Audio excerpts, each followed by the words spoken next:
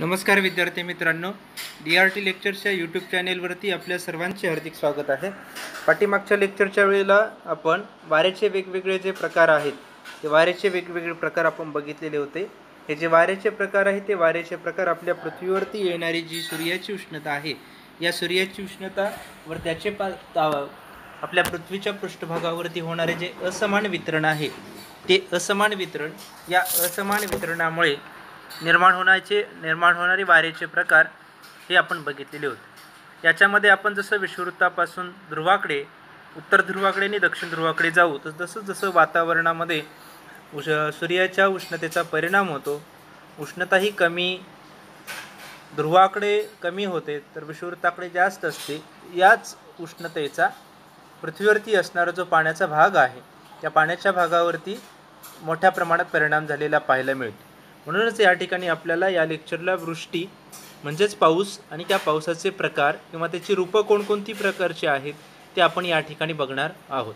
आता या लेक्चरमध्ये आपण वृष्टीचा अर्थ, वृष्टी म्हणजे काय, त्याचबरोबर त्याची निर्मिती कशा प्रकारे होते, वृष्टीची रूपे, त्याची निर्मिती, त्याचे वेगवेगळे प्रकार, या सर्व प्रकारांची वैशिष्ट्ये, या सर्वांची माहिती आपल्याला या ठिकाणी बघायची आहे।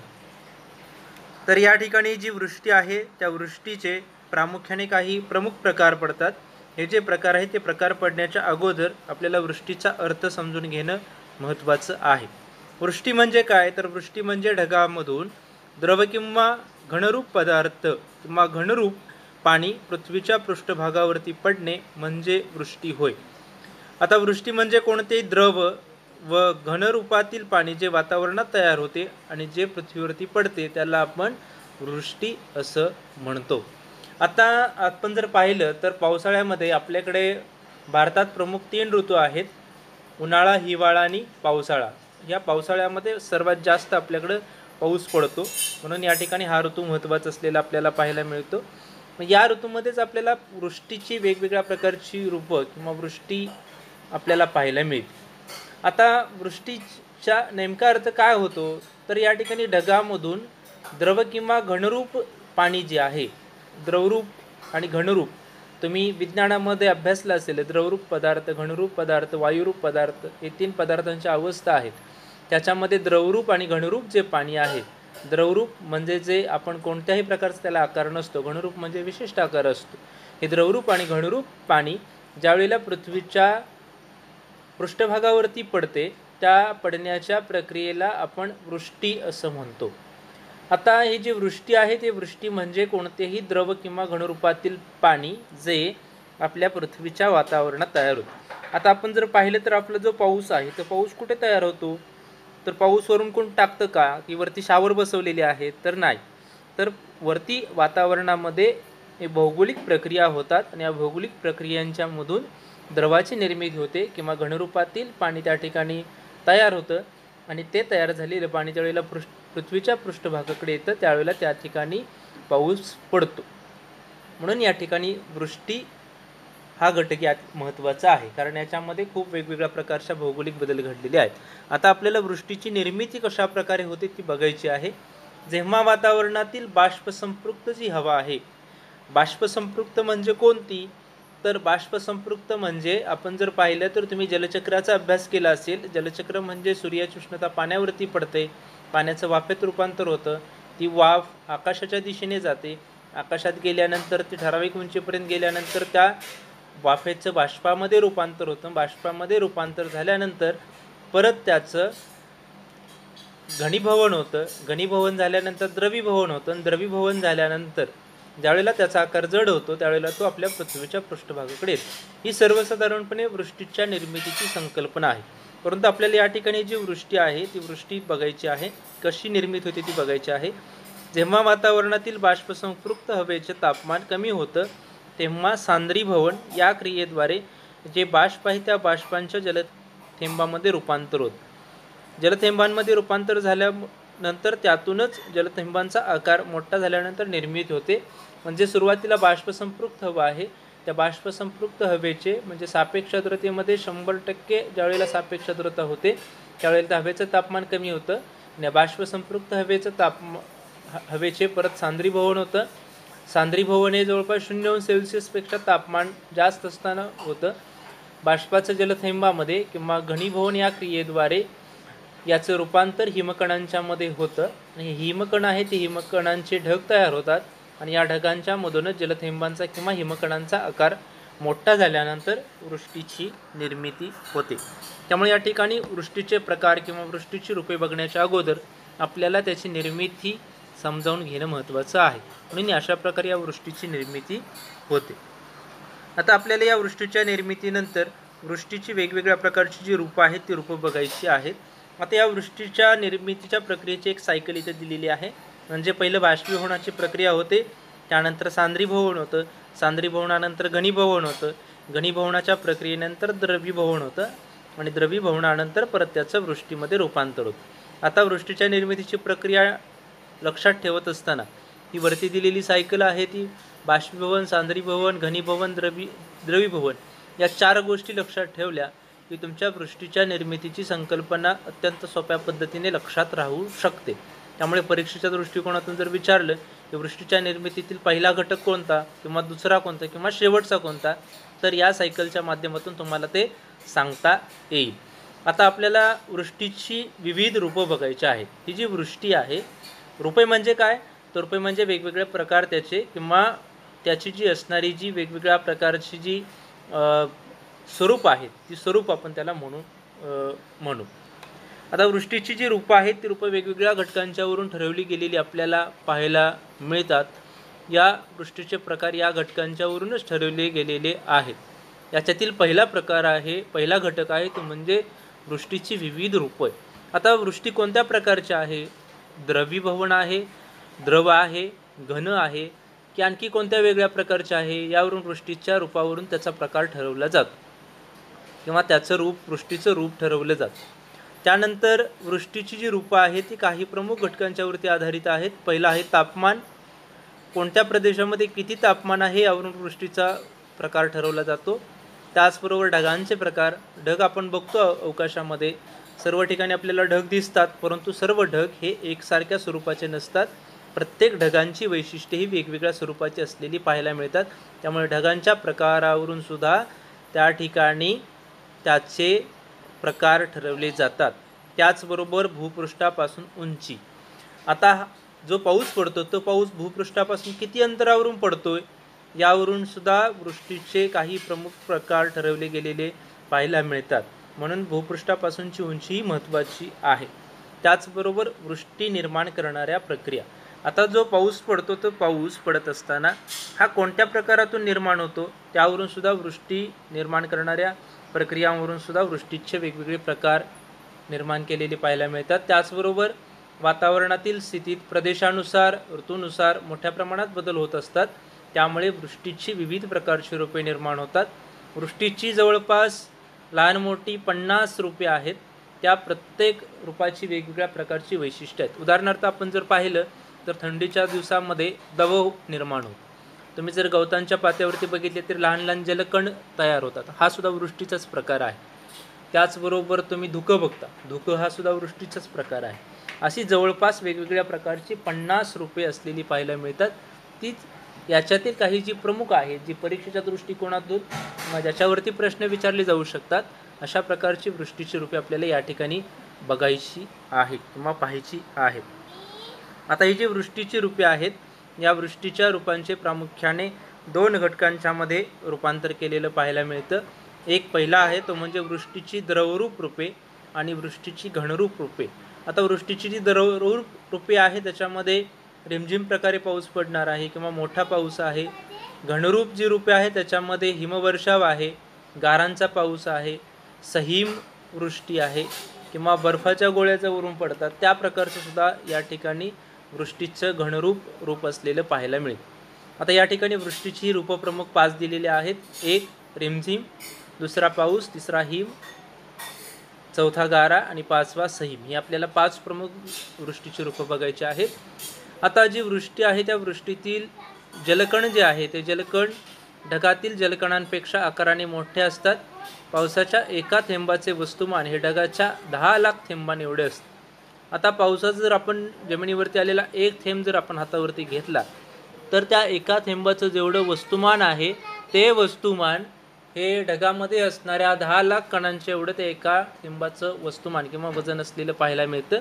आता या ठिकाणी हे जे थेंब आहेत या थेंबांचं वर्गीकरण किंवा या थेंबांच्या पडण्याचा वेग आपल्याला इथं दिलेला आहे. आता जो सर्वात लहान थेंब असतो त्याचा त्या लहान थेंबाचा आकार जवळपास 0.01 मिलीमीटर एवढा असतो. याचा पडण्याचा वेग दर तासाला 0.01 किलोमीटर एवढा असतो. म्हणजे याचा वेग बघा किती आहे, अत्यंत सूक्ष्म आकार आहे. 1 मिलीमीटर म्हणजे 1000 मायक्रोमीटर, म्हणजे जवळपास मानवाचा जो केस आहे तो 75 मायक्रोमीटरचा असतो. याच्यापेक्षाही कमी किंवा सूक्ष्म हा लहान मेघाचा थेंब असतो. त्याचबरोबर आदर्श मेघ थेंब हा 0.02 मिलीमीटरचा असतो, त्याचा वेग ही तशाच प्रकारचा असतो. मोठे मेघ थेंब, रिमझिम थेंब, आता जसं आपण पुढे जाऊ तसं त्या थेंबांचा आकार वाढत जातो. रिमझिम थेंब हे 0.5 मिलीमीटर एवढ्या आकारचे असतात. त्याचा पडण्याचा वेग दर तासाला 7 किलोमीटर एवढा असतो. आदर्श पावसाचा थेंब हा जवळपास 2 मिलीमीटर एवढा असतो. त्याचा पडण्याचा वेग दर तासाला 23 किलोमीटर एवढा असतो. तर मोठ्या पावसाचे थेंब 5 मिलीमीटर एवढे असतात, तर त्याचा पडण्याचा वेग 33 किलोमीटर एवढा असतो. आता जर तुम्ही पाहिलं तर पहिल्या प्रकारापासून 6व्या प्रकारापर्यंत त्या थेंबाचा पडण्याचा वेग हा वाढत गेलेला पाहायला मिळतो. कारण जेवढं जास्त वजन तेवढा तो जास्त वेगात खाली येतो. पावसाचा सर्वात मोठा थेंब 5 मिलीमीटरचा आहे, तर तो वेगाने येताना जवळपास एका तासाला 33 किलोमीटर एवढा तो खाली वेगात येतो. त्यामुळे हे पावसाचे थेंबाचा जो वेग आहे तोही महत्त्वाचा आहे. याच्यावरती सुद्धा परीक्षेमध्ये प्रश्न विचारले जाऊ शकतात. आता त्या ठिकाणी आपल्याला पहिला प्रकार बघायचा आहे ते म्हणजे रिमझिम. आता रिमझिम पाऊस काय आहे, तर वातावरणातून पृथ्वीच्या पृष्ठभागाकडे येणाऱ्या 0.5 मिलीमीटरपेक्षा कमी व्यासाच्या असलेल्या सूक्ष्म व एकसमान जलथेंबांना आपण रिमझिम असं म्हणतो. आता हे जे पृथ्वीकडे थेंब येतात ते 0.5 मिलीमीटरपेक्षा कमी व्यासाचे असतात. ते सूक्ष्म आणि एकसमान असतात. त्याचा सर्वांचा आकार एकसारखा असतो, त्याचा आकार बदलत नाही. त्यांना आपण रिमझिम असं म्हणतो. याच प्रकारच्या रिमझिम पावसालाच वर्षास्तरी मेघ असे सुद्धा म्हणतात. त्यानंतरचा आपल्याला दुसरा प्रकार बघायचा आहे तो म्हणजे पाऊस, म्हणजे जो आपला नेहमीचा पडतो तो पाऊस पावसाळ्यामध्ये असतो तो. त्याचा थेंबाचा आकार 0.5 मिलीमीटर एवढा असतो. म्हणजे जो आपण बघितला की रिमझिम थेंब याचा 0.5 मिलीमीटर आकार आहे, पडण्याचा वेग एका तासाला 7 किलोमीटर एवढा आहे. हा जो पावसाचा थेंब आहे तो 0.5 मिलीमीटरपेक्षा जास्त व्यासाचा असतो. हे जलथेंब ढगातून पृथ्वीच्या पृष्ठभागाकडे येण्याच्या प्रक्रियेला आपण पाऊस असं म्हणतो. आता या पावसाची जी प्रक्रिया आहे त्या निर्मितीची प्रक्रिया आपल्याला या ठिकाणी बघायची आहे.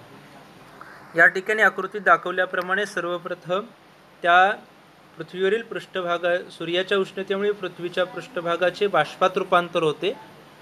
बाष्पात रूपांतर झाल्यामुळे जे बाष्प आहेत ते बाष्प वाऱ्याबरोबर वरती जातात. वरती गेल्यानंतर ठराविक उंचीनंतर ज्यावेळेला तापमान कमी होतं त्यावेळेला त्या बाष्पाचे रूपांतर त्या ठिकाणी बाष्पसंपृक्त हवेमध्ये होतं. हे बाष्पसंपृक्त हवेमध्ये झाल्यानंतर त्या हवेचं तापमान कमी होतं, हवा जड होते. हवा जड झाल्यानंतर जे बाष्पसंपृक्त किंवा बाष्प आहेत त्या बाष्प धुलीकणांच्या भोवती चिकटतात. धुलीकणांच्या भोवती चिकटले की त्याचं सांद्रीभवन होतं. सांद्रीभवन झाल्यानंतर सूक्ष्म जलकण तयार होतात आणि सूक्ष्म असे असंख्य जलकण एकत्र येऊन त्याचा ढग बनतो. आणि हे ढग आहेत ते ढग बनल्यानंतर ते पृथ्वीच्या आपल्या पृष्ठभागाकडे येतात. आता हे जे सूक्ष्म जलकण आहे ते सूक्ष्म जलकण एकत्र आल्यानंतर त्याचं वजन वाढतं. त्याचं वजन वाढल्यानंतर ते हवेमध्ये आपल्या तरंगू शकत नाहीत. ज्यावेळेला त्याची तरंगण्याची क्षमता संपते त्यावेळेला त्या पृथ्वीच्या पृष्ठभागाकडे एकसारखा वर्षाव चालू होतो. त्यामुळेच या ठिकाणी पावसाची निर्मिती तयार होते. हे जलकण ज्यावेळेला 0.05 किंवा 0.5 मिलीमीटर व्यासाचे होतात त्यावेळेला ते पृथ्वीकडे यायला चालू होतात. आता इथे आकृतीत दिल्याप्रमाणे ज्यावेळेला आपल्या पृथ्वीच्या पृष्ठभागाकडे -10 अंश सेल्सिअस तापमान असतं त्यावेळेला त्या ठिकाणी त्याचं हिमकणांच्यामध्ये रूपांतर होतं ज्यावेळेला जसजसे खाली येतात 0°C ज्यावेळेला तापमान परत नंतर वाढायला जातं, भूपृष्ठाकडे आल्यानंतर तापमान जास्त होतं, ते जास्त झाल्यानंतर त्याच हिमकणांचे वृष्टीमध्ये रूपांतर होते. त्या आकृतीत दाखवल्याप्रमाणे हे जे हिमकण आहेत त्याचं रूपांतर वृष्टीत झालेलं आपल्याला पाहायला मिळते. आता हा जो पाऊस आहे या पावसाची वेगवेगळ्या प्रकारची वैशिष्ट्ये असलेली आपल्याला पाहायला मिळतात. ही वैशिष्ट्ये आता आपण या ठिकाणी बघायची आहेत. आता या पावसाच्या थेंबाचा जो व्यास आहे तो व्यास म्हणजेच आकार 0.5 ते 5 मिलीमीटर एवढा असतो. आता तुम्ही जर कधी पावसात भिजला असाल तर त्या थेंब आपल्याला समजतो, किंवा आपण जर तुम्ही छत्री वगैरे घेतली नसेल तर त्या थेंबाचा आकार तुम्हाला केवढा आहे ते समजतं. हा जो एक थेंब आहे, हा पावसाचा एक थेंब जवळपास 5 ते 10 लाख दशलक्ष सूक्ष्म जलकणांनी तयार होतो. म्हणजे जे आपण ढग बघतो, ढगामध्ये असणारे जे सूक्ष्म जलकण आहेत हे ज्यावेळेला 5 ते 10 लाख सूक्ष्म जलकण एकत्र येतात त्यावेळेला हा एक पावसाचा थेंब तयार होतो. आता पावसाची जी तीव्रता आहे किंवा पर्जन्याची क्षमता आहे, ती पर्जन्याची क्षमता ही त्या ढगांची जाडी किती आहे किंवा असणारे जे ढग आहेत त्या ढगांची जाडी किती आहे याच्यावरती आपल्याला त्या पर्जन्याची क्षमता अवलंबून असलेली पाहायला मिळते. पाऊस हा पुंजवर्षा मेघ किंवा गर्ज मेघ किंवा वर्षास्तरी मेघ या प्रकारातून पडतो. त्याचबरोबर हा जो पाऊस आहे हा उष्णकटिबंधात 1850 मिलीमीटरपेक्षा जास्त असलेल्या ढगातून पडतो, तर तोच पाऊस 3650 पेक्षा जास्त मिलीमीटर असलेल्या ढगांच्या मधूनही जास्त प्रमाणात पडतो. काही वेळेला आपण बघतो की अवकाशामध्ये ढग तर असतात परंतु पाऊस पडत नाही. परंतु या ठिकाणी पाऊस न पडण्याची कारणं अशी आहेत की असणारे जे ढगांचे प्रकार आहेत, ढगांचे प्रकार वेगवेगळे आहेत. ढगांची जाडी किंवा असणारं बाष्पाचं प्रमाण किती आहे याच्यामधूनच पाऊस पडतो.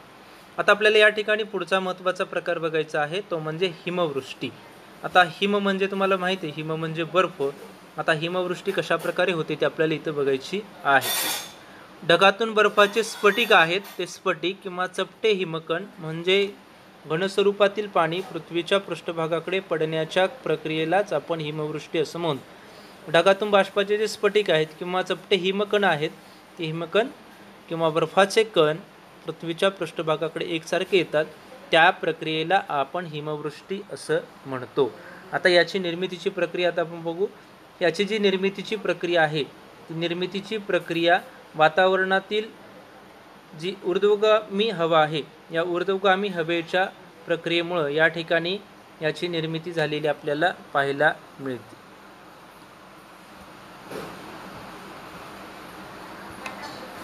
आता याची निर्मिती कशी होते, तर याची निर्मिती होत असताना प्रामुख्याने या ठिकाणी आकृतीत दाखवल्याप्रमाणे जी हवा आहे त्या हवेचं तापमान ज्यावेळेला गोठणबिंदू खाली जातं त्यावेळेला गोठणबिंदू खाली गेल्यानंतर हवेतील बाष्पाचं घनावस्थेत रूपांतर होतं. त्या घनावस्थेत रूपांतर झाल्यानंतर त्या ठिकाणी हिमकणांची निर्मिती होते.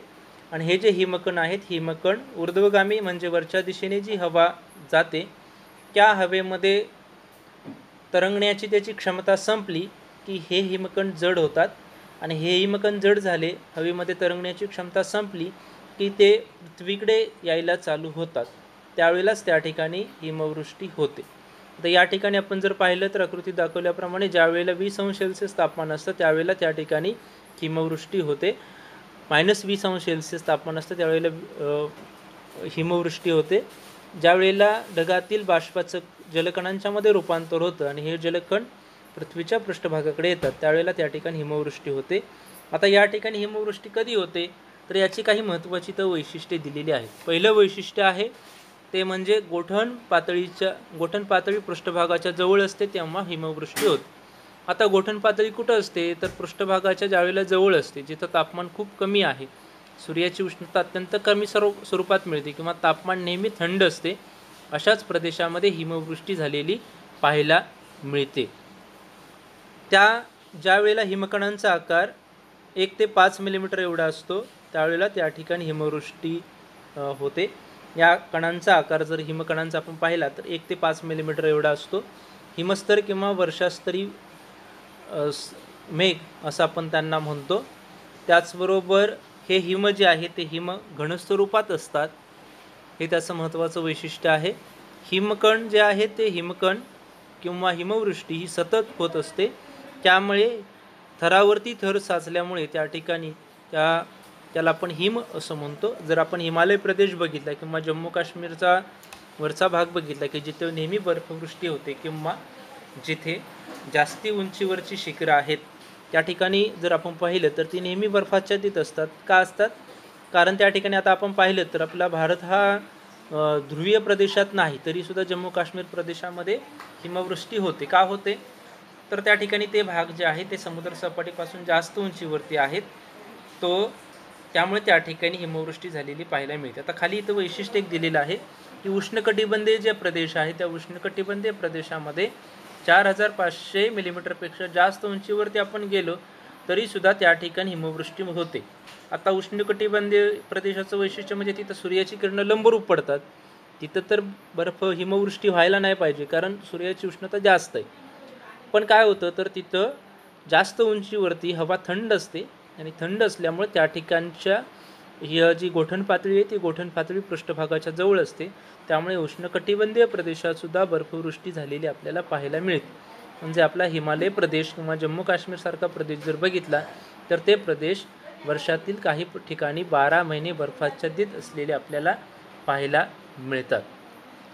आता हा जो हिमवृष्टी आहे या हिमवृष्टी या घटकाबरोबरच आपल्याला नंतरचा महत्त्वाचा घटक बघायचा आहे, तो म्हणजे गारपीट. आता जो गारपीट जर प्रकार बघितला तर गारपीट म्हणजे काय, तर बर्फाचे कठीण व जड गोळे ज्यावेळेला ढगांमधून पृथ्वीच्या पृष्ठभागाकडे येतात त्यावेळेला आपण त्याला गारपीट असं म्हणतो. आता गारपीट आपण जर पाहिलं तर आपल्या महाराष्ट्रामध्ये उन्हाळ्यातील जे दिवस असतात, उन्हाळी पाऊस आपण त्याला म्हणतो, त्यावेळेला गारपीट होते. आता ही जी गारपीट आहे त्यावेळेला काय होतं तर बर्फाचे जड कण हे पृष्ठभागाकडे सतत येतात. त्या क्रियेलाच आपण गारपीट असं म्हणतो. ते निर्मिती कशा प्रकारे होते बघा. पृथ्वीच्या पृष्ठभागावर उष्णता जास्त असताना ऊर्ध्वगामी हवेचा प्रवाह हा वातावरणाकडे वाहत असतो. आता भूपृष्ठावर उष्णता जास्त असताना हवा तापते, तापलेली हवा हलकी असते, हे आपण बघितलेलं आहे. त्याची लिंक ही खाली आहे, ती तुम्ही त्या ठिकाणी जाऊन बघू शकता. ती हवा जी आहे ही हवा हलकी असते, हलकी हवा वरती जाते, वरती गेल्यानंतर ती हवेचं सांद्रीभवन होतं. सांद्रीभवन झाल्यानंतर त्या ठिकाणी ती जी हवा आहे त्या हवेचं प्रामुख्याने ती जी हवा आहे त्या हवेचं सांद्रीभवन होतं, त्यापासून गडद रंगाचे ढग तयार होतात.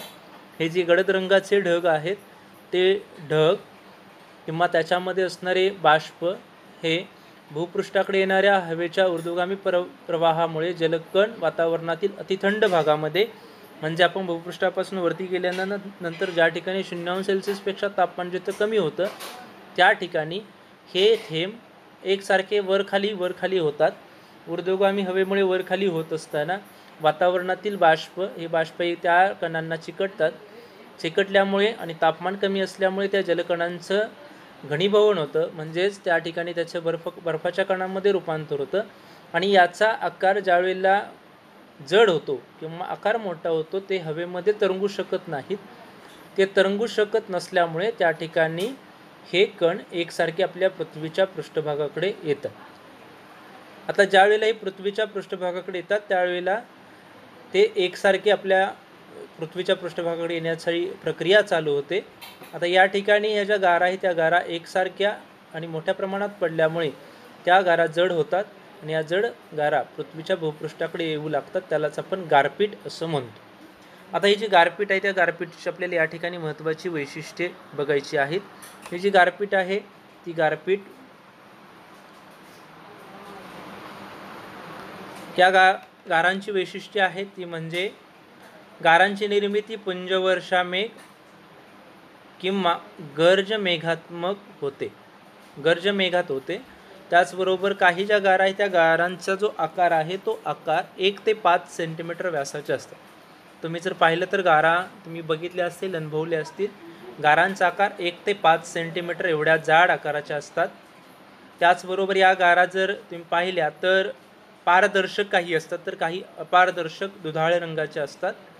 आता पारदर्शक का असतात तर पारदर्शक त्या ठिकाणी असणारे जे बाष्प आहे ते बाष्प त्या ठिकाणी असणारे त्याचं ज्यावेळेला 0°C तापमान कमी होतं त्यावेळेला त्या बाष्पाचं पाण्यामध्ये रूपांतर होतं आणि अपारदर्शक ज्यावेळेला होतात त्यावेळेला त्या ठिकाणी वातावरणातील वेगळे घटक त्याच्यामध्ये मिसळले जातात, त्यामुळे त्या ठिकाणी त्या अपारदर्शक होतात. त्याचबरोबर गारातील पारदर्शक थर कमी उंचीवरती व उष्णतेच्या भागात तयार होतात, तर अपारदर्शक हे जास्त उंचीवरती अतिथंड भागात तयार होतात. हे हवेच्या बुडबुड्यांमुळे तयार होतात. म्हणजे जे जास्त उंचीवरील थर आहेत ते थरामध्ये अपारदर्शक गारा तयार होतात, त्या हवेच्या बुडबुड्यांमुळे तयार होतात, त्यामुळे त्या अपारदर्शक असलेले आपल्याला पाहायला मिळतात. सर्वसामान्यपणे जर आपण पाहिलं तर सामान्यतः मोठ्या आकाराच्या गारा ह्या एका तासाला 160 किलोमीटर वेगाने आपल्या पृथ्वीच्या पृष्ठभागाकडे येतात. या ज्या गारा आहेत त्या गारा एका तासाला 160 किलोमीटर, म्हणजे त्याचा आकार मोठा असल्यामुळे, वजनाने जड असल्यामुळे त्या मोठ्या प्रमाणात आपल्या पृथ्वीच्या पृष्ठभागाकडे येतात. या गारा दक्षिण आणि उत्तर गोलार्धामध्ये 30° ते 60° अक्षवृत्तांच्या दरम्यान जास्तीत जास्त गारपीट होते. आता जर आपण पाहिलं तर 30° ते 60° अक्षवृत्तांचा जर भाग बघितला तर विषुववृत्ताच्या दोन्ही बाजूचा आहे, कारण विषुववृत्तावरती तापमान जास्त असतं आणि 30° ते 60° यांच्या दरम्यान समशीतोष्ण प्रकारचा पट्टा आहे, त्या ठिकाणी तापमान जास्त असतं आणि ध्रुवीय प्रदेशामध्ये कमी असतं, त्यामुळे त्या ठिकाणी गारपीट झालेली आपल्याला पाहायला मिळते. आपल्या भारतामध्ये मार्च ते मे महिन्याच्या दरम्यान गारपीटीसाठी अनुकूल स्थिती असते. याचं कारण असं आहे की आपल्याकडे उन्हाळा ऋतू चालू असतो, उन्हाळ्यामध्ये आपल्याकडे उष्णता जास्त असते आणि उष्णता जास्त असल्यामुळे त्या ठिकाणी गारांची निर्मिती होते. आता आपल्याकडे ज्या सर्वात मोठ्या आकाराची गारा आहे ती गारा 23 जुलै 2010 रोजी संयुक्त संस्थानातील दक्षिण डाकोटा प्रांतात व्हिव्हियन या ठिकाणी पडल्याची नोंद आहे. तर 3 सप्टेंबर 1970 रोजी संयुक्त संस्थानातील कन्सास प्रांतामध्ये कॅफिविले या ठिकाणी 14 सेंटीमीटर व्यासाची गारा पडलेल्या नोंद आहेत. त्याचबरोबर आपल्या इकडेही या ठिकाणी महाराष्ट्रातील काही जे दुष्काळी प्रदेश आहेत या ठिकाणी गारा पडतात. आपण पाहिलेले आहेत की गेल्या काही दिवसांमध्ये गारांची वृष्टी झालेली होती, यामध्ये पूर्ण रस्ते हे गारांनी व्यापलेले होते, त्यामुळे आपण गारांची स्वरूप आपल्याला माहिती आहे. त्यानंतरचा वृष्टीचा दुसरा प्रकार आहे शेवटचा सहिमवृष्टी. आता सहिमवृष्टी यालाच हिमगुलिका वृष्टी किंवा बर्फगोळ्या असंही म्हणतात. म्हणजे परीक्षेच्या दृष्टिकोनातून सहिमवृष्टी यालाच दुसरा शब्द हिमगुलिका असाही विचारला जाऊ शकतो किंवा बर्फगोळ्या असाही विचारलं जाऊ शकतो. आता सहिमवृष्टी म्हणजे काय, तर बर्फ आणि पाऊस यांचा मिश्र एकत्रित वृष्टी होय. आता आपल्याकडे जर आपण पाहिलं तर काही वेळेला गारा पण पडतात आणि गारांच्या बरोबर पाऊस पण पडतो, त्या वेळेला त्या वृष्टीच्या प्रकाराला आपण सहिमवृष्टी असं म्हणतो. आता याची निर्मिती कशा प्रकारे होते ते आपल्याला या ठिकाणी बघायचं आहे. ही जी सहिमवृष्टी आहे ही सहिमवृष्टी जेव्हा पृथ्वीच्या पृष्ठभागाजवळील तापमान हे 0°C कमी असतं, म्हणजे या ठिकाणी आकृतीत दाखवल्याप्रमाणे ज्यावेळेला पृथ्वीच्या पृष्ठभागाकडे तापमान 0°C कमी असतं, तापमान कमी असलेल्या अतिशीत हवेच्या थराकडून भूपृष्ठाकडे जाणारे पावसाचे थेंब किंवा वितळलेले बर्फाचे पातळ तुकडे गोठतात आणि त्या ठिकाणी सहिमवृष्टी होते. आता या ठिकाणी ज्या वेळेला भूपृष्ठाकडे तापमान कमी असतं, म्हणजे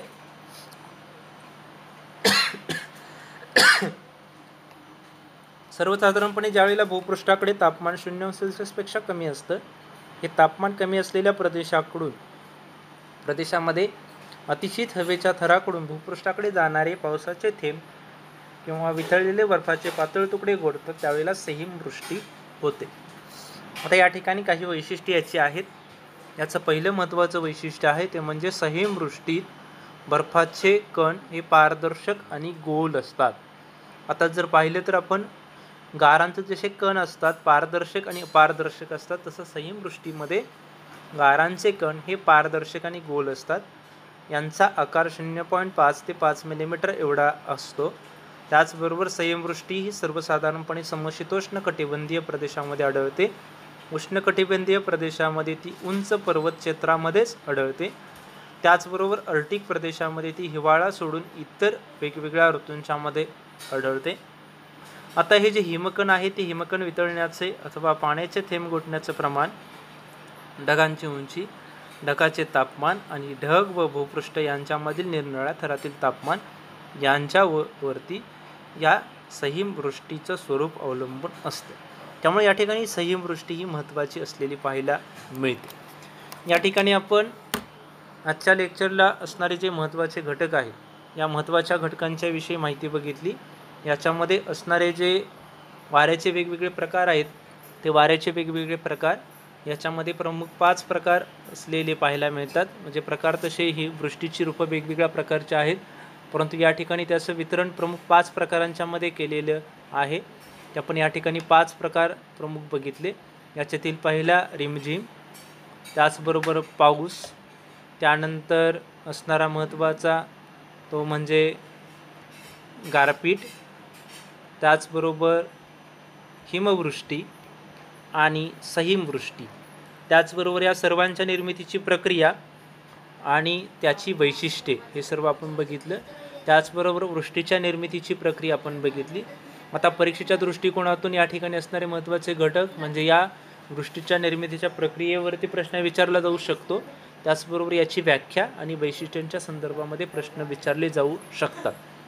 आता या ठिकाणी आपण नेक्स्ट लेक्चरला पाऊस या घटकाचे असणारे, या घटकामुळेच आपल्या या ठिकाणी होणारे जे महत्त्वाचे प्रकार आहेत ते म्हणजे आरोह पर्जन्य, प्रतिरोध पर्जन्य, त्याचबरोबर आवर्त पर्जन्य यांचे प्रकार आपण बघणार आहोत. त्याचबरोबर पर्जन्य मापन करण्याचे जे महत्त्वाचे प्रमुख उपकरणं आहेत त्याच्याविषयी आपण माहिती बघणार आहोत. या ठिकाणी हा व्हिडिओ आवडल्यास लाईक करा, शेअर करा आणि जास्तीत जास्त सबस्क्राईब करा. धन्यवाद. थँक्यू.